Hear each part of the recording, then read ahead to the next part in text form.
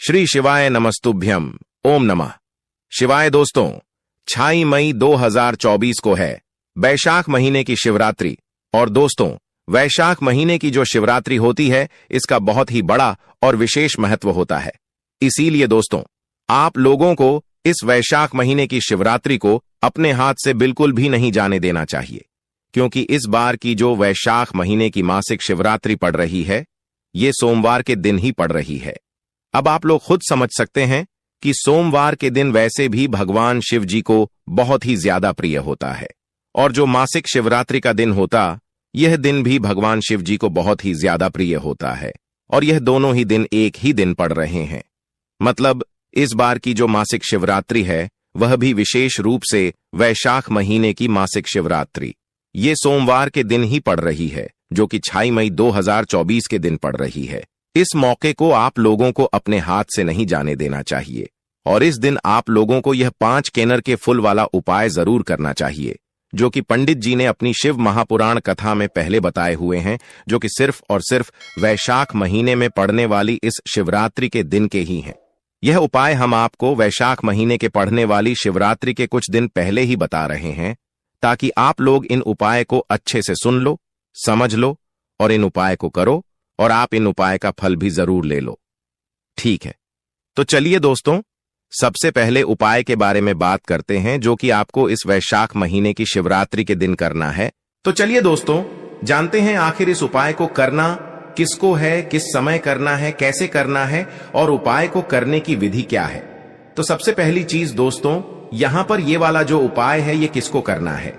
तो देखो, ये वाला जो उपाय है ये घर में सभी सदस्यों को करने की जरूरत नहीं है। घर में से अगर कोई एक बड़ा या मुख्य सदस्य भी इस उपाय को करेगा तो उसके परिवार की सारी मनोकामनाएं पूर्ण होंगी।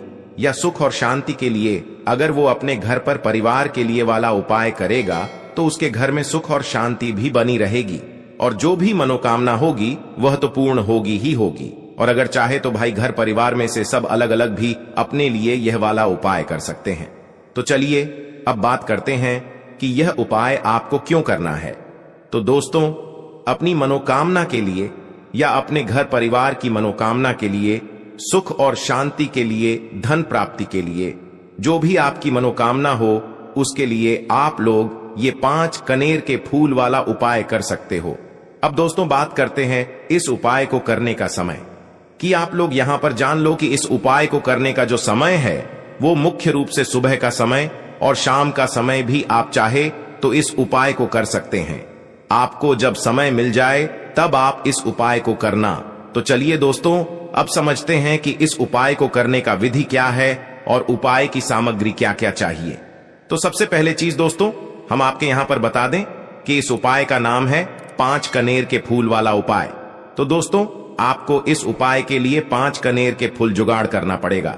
तो सबसे पहली चीज, यहां पर आपको 9 कनेर के फूल लेने पड़ेंगे। जब आप फूल ले लिया तब आप इस उपाय को कीजिए। उपाय को करते समय शुद्धता का विशेष रूप से ध्यान रखना। सुबह उपाय कर रहे हो तो स्नान, मतलब जितना जल्दी सुबह इस उपाय को कर सकते हो उतनी जल्दी कोशिश करना, और शाम के समय उपाय कर रहे हो तो हाथ मुंह धोकर शुद्धता का विशेष रूप से आप लोग ध्यान रखना। शाम के समय आपको स्नान करने की जरूरत नहीं है। अब आपको करना क्या है, ध्यान से सुनो। देखो, वैशाख महीने की शिवरात्रि के दिन जिस भी समय आप इस उपाय को कर रहे हो, सुबह के समय चाहे शाम के समय, अपने उपाय की सामग्री को तैयार करके आप निकल जाना। अपने घर के पास में जो शिव मंदिर हो, जहां पर शिवालय हो, शिवलिंग विराजित हो, वहां पर पहुंच जाना।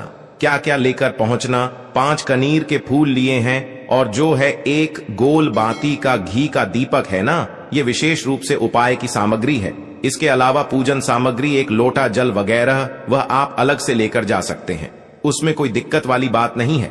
सबसे पहले आप जैसे ही भगवान शिव जी के मंदिर पहुंचेंगे तो सबसे पहले आप भगवान शिव जी के दर्शन करेंगे, ठीक। और दर्शन करने के बाद ही इस उपाय नहीं करना है।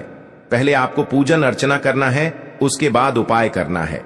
और इस उपाय के लिए आप एक लोटा जल कम से कम लेकर जरूर जाना। चैत्र नवरात्रि में भी जल चढ़ाने का विशेष महत्व होता है।